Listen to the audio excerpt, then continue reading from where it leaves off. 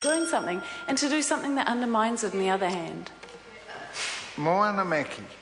Thank you, Mr Chair, and I want to talk about the reviewable tenancies as well in part one of this bill, and I've been looking through the proposed legislation, part 57A, C, Housing New Zealand may investigate circumstances of prospective tenant, AD, Housing New Zealand may investigate circumstances relevant to continued eligibility, and it goes on and on and on and on.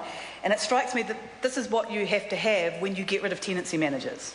When you replace, basically when you have words in legislation replacing what tenancy managers used to do every single day in Housing New Zealand. And I think I'd rather have human beings in control of the well-being of some of our most vulnerable families than words on a bit of paper, guided by an overarching policy framework, which is to evict 3,000 families from their homes, because that is essentially what these parts 57, 58 and 59 actually do.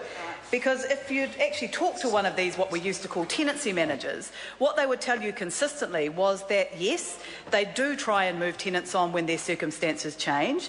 Yes, they do take into account factors like the health of the individuals, whether they have children in local schools. That, yes, because remember, tenants are annually go through an income-related rent process every single year.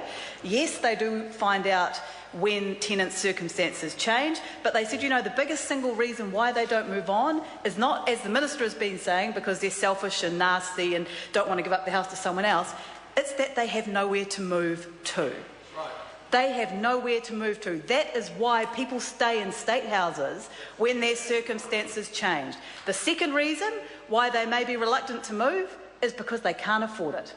Is because the cost of moving is significant. Paying bond up front, and if you consider what this government has done in the residential tenancy legislation, which requires any letting fee to be charged to the tenant rather than to the landlord, letting fees, bonds, rent up in advance, the cost of actually moving. These are expenses these families cannot afford. That is the reason they are not moving, Minister. That is the reason. They have nowhere to move to, and Nick Smith says they're selfish for not wanting to be homeless.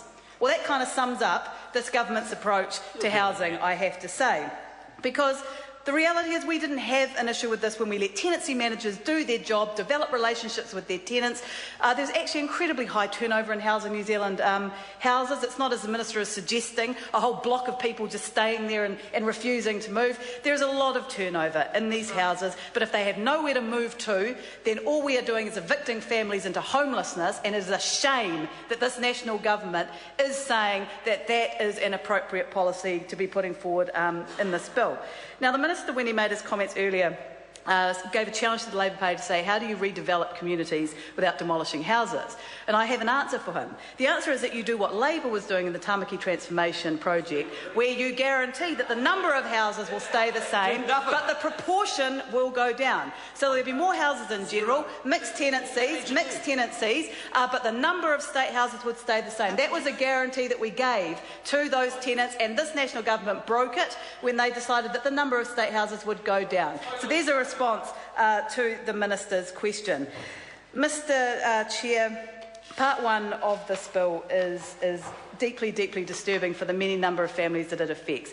Yes, there are a number of families on market rents in state houses. Now, in the provinces, Housing New Zealand plays a very different role, as the Minister should know, to what it does in the cities, which is sometimes people will be on a market rent not because their income is high, but because the rents in the local region are low on average. But there is no alternative rental housing. And in the provinces, we are very, very short of adequate rental housing, and Housing New Zealand is a significant contributor to that. These are not rich families. These are not families who are rolling around in money, filling up state houses because of some selfish desire to keep other people out. These are families who are on low incomes, but because the average rental across that area is also relatively low, they're on a market rent, but they're not rich, and they have no alternative. And we have about 60 state houses sitting empty in Gisborne while we have families in garages, families living in cars, because this government says they're too rich to be able to access a state house. Well, I can tell you they're not rich. I can tell you that those state houses are a very valuable asset for our community. We would be able to house people in them tomorrow if they weren't being readied for sale. because that's what's happening up and down the country. Right. And that's what part one of this bill is all about, actually. That's what reviewable tenancies are all about. Getting people off the waiting list, and let's remember that they scrapped the category C and D portions of the waiting list, said those people were rich. Well, they weren't, not at all. So and that move culled 5,000 people off the waiting list. Now we've got another 3,000. It's an absolute shame. Chair. Dr. David Clark. Mr. Chair, I rise to take a call on this bill, which we will not be supporting in this House. It is a bill that takes us back